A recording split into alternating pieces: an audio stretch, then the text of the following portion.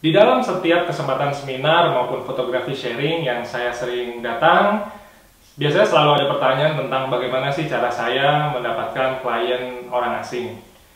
Pertanyaan ini salah satu pertanyaan yang sangat cerdas karena siapapun kita pasti kepengen ya mendapatkan klien orang asing, kemudian dibayar dengan mata uang asing, atau kemudian dengan cara hitungan paketnya sudah bukan harian, bukan setengah hari, tapi hour base atau berdasarkan jam. Di video kali ini saya akan menjawab pertanyaan itu. Semoga video ini bermanfaat. Ikuti terus video ini. Kalau teman-teman nanti ada pertanyaan, bisa tinggalkan pertanyaan di kolom komentar.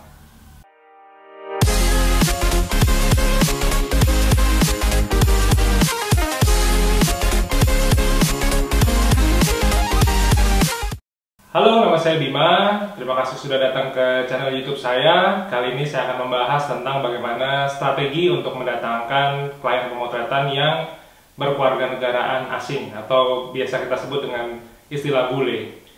Jadi pada tahun 2010 saya selalu bermimpi untuk bisa mendatangkan klien asing untuk pemotretan. Karena itu dengan adanya dunia digital seperti sekarang, saya rasa caranya akan jadi lebih mudah karena teman-teman punya Instagram, punya YouTube, punya apapun sosial media seperti Pinterest dan lain sebagainya. Cuman buat saya pribadi, rasanya memiliki sebuah website adalah hal yang paling penting.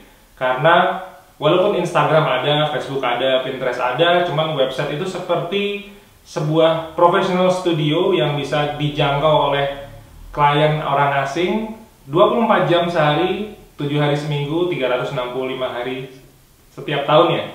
Dengan begitu, teman-teman bisa mempamerkan dalam tanda kutip setiap hasil karya pemotretan portrait, wedding, pre-wedding, dan lain sebagainya kepada klien-klien orang asing. Berikutnya yang bisa saya sarankan adalah websitenya harus dalam bahasa Inggris. Sekalipun memang ada klien orang Cina, ada orang Jerman, ada orang Australia, saya pikir bahasa yang masih universal di saat sekarang ya adalah bahasa Inggris. Jadi tidak perlu bahasa Inggris bagus yang ada grammarnya tertata, nggak perlu. Saya pikir karena kita di dunia seni ya, artinya menulisnya dalam gaya bahasa conversation akan lebih menyenangkan. Jadi teman-teman cukup membuat website, boleh bikin website sendiri, boleh minta tolong orang, teman, saudara, ataupun membayar siapapun ya, website designer. Cuman saran saya websitenya tidak perlu canggih-canggih karena website saya di bimaditya.com itu juga hanya menggunakan WordPress. Jadi sangat sederhana kayak kita blogging biasa. Cuman domainnya mesti profesional. Jadi misalnya ada yang namanya Stanley Robert misalnya, fotografernya. Nanti jadinya websitenya stanleyrobert.com. Jadi jangan pakai stanleyrobert.wordpress.com. Jadi kata-kata platform di belakangnya dihilangkan, jadi harus sangat profesional. Di bawah saya akan cantumkan link untuk teman-teman bisa membuat website sendiri. Saya sendiri pribadi hostingnya menggunakan Bluehost. Alhamdulillah sih udah hampir 10 tahun ya. Sistemnya bekerja dengan bagus, terus malware segala macam bisa diselesaikan dengan baik. Kalaupun ada orang-orang iseng nih, biasanya saya pernah dibajak sama orang Rusia, orang Iran, cuman alhamdulillah so far terselesaikan dengan sangat cepat. Jadi Bluehost salah satu perusahaan hosting dan domain yang bisa teman-teman pergunakan. Linknya nanti ada di bawah, silahkan diklik. Tinggal lakukan pembayaran, kemudian nanti sederhana kayak kita bikin blog. Zaman dulu ada kayak Blogspot, ada WordPress, sesederhana itu.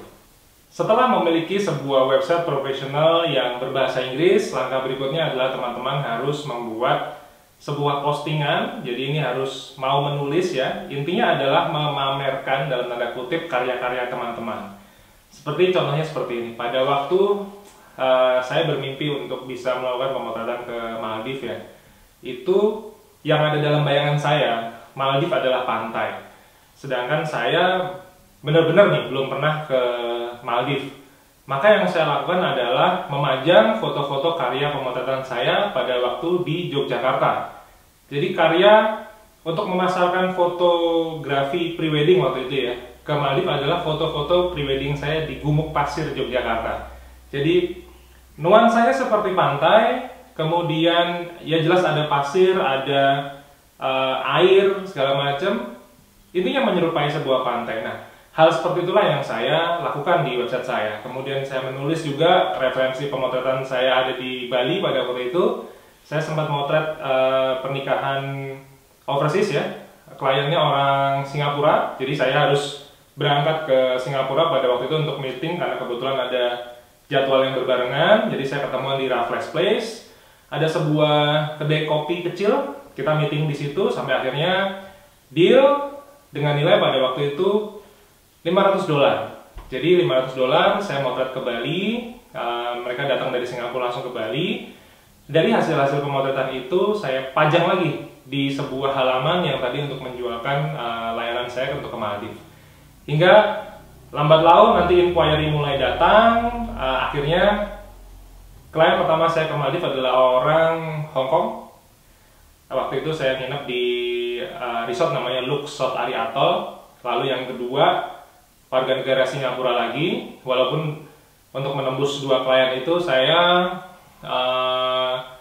membalas hampir 100 inquiry dalam 1 tahun. Jadi banyak yang gagal lah. Intinya konversi mungkin saya bilang hanya 2%. Cuman so far alhamdulillah ya dari 100 inquiry deal 2 ya layak kita syukuri ya, karena ini adalah cross country photoshoot. Jadi tantangannya berbeda, kita harus siap mental juga, harus siap finansial juga, artinya karena selama 6 bulan sampai 1 tahun saya bisa dikatakan puasa ya, nggak dapet job pemotretan. Ya sudah, nggak ada pilihan lain, saya mesti kurangi semua pengeluaran, mungkin jarang makan di luar, akhirnya saya masak sendiri di rumah sama istri sama anak-anak.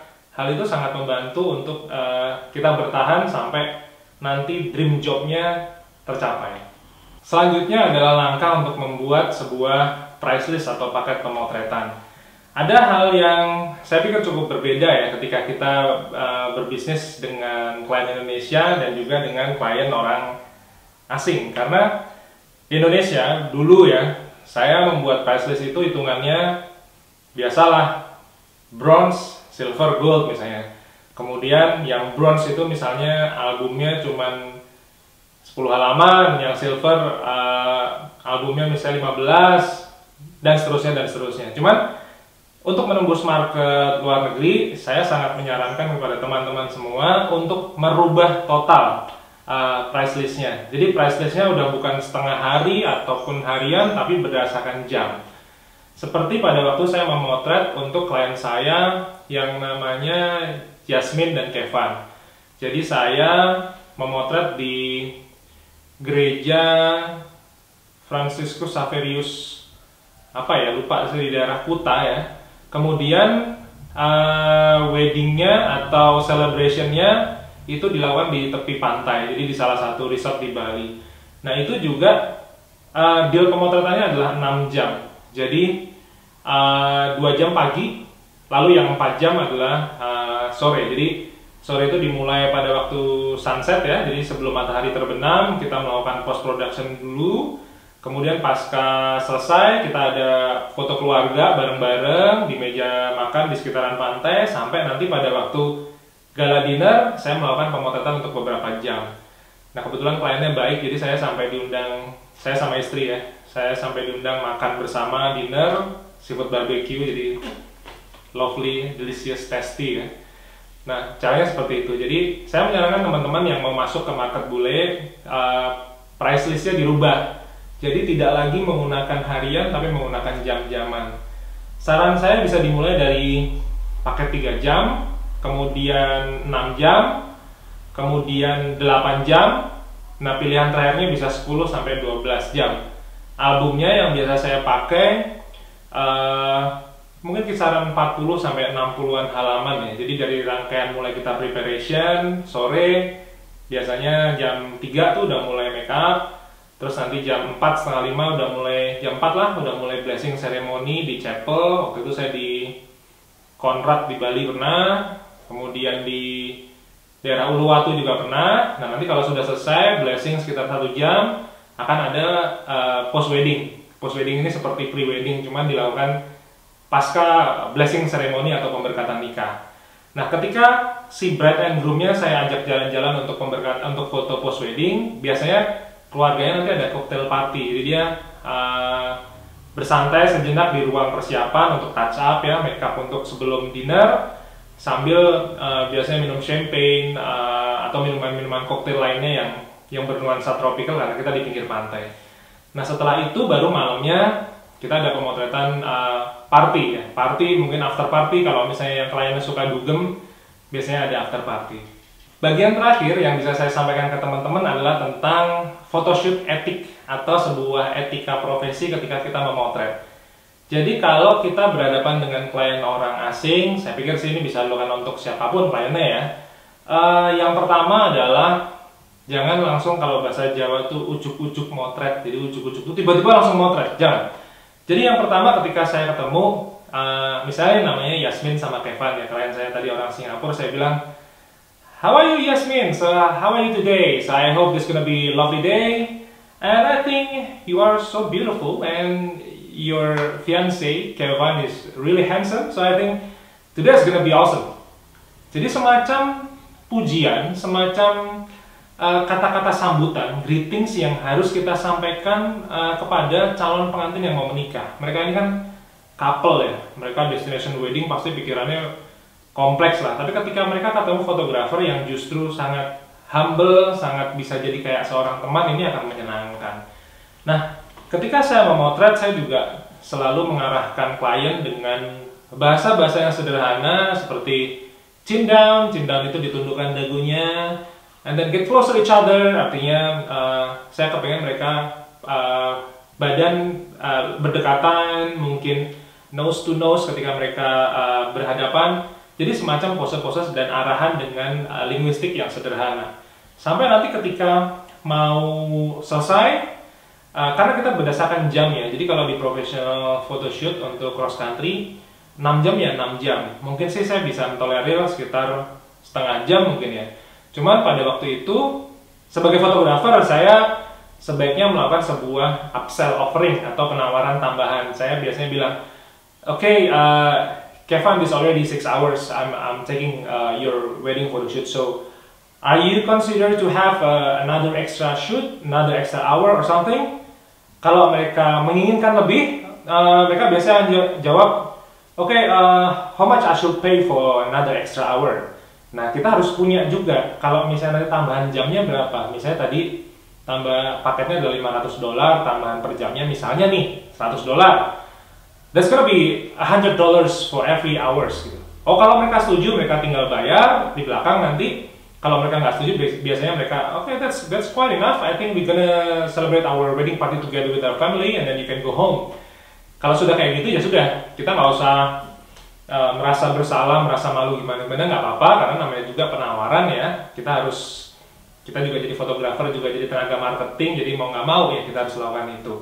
Nah, tadi tentang jangan tiba-tiba memotret itu sangat penting. Kemudian kita setiap kali pemotretan kita juga harus bertegur sapa dengan couple-nya, dengan keluarganya. Misalnya ngelihat ponakannya yang cantik, misalnya anak kecil, "Oh, it's love, beautiful girls." Jadi dipuji.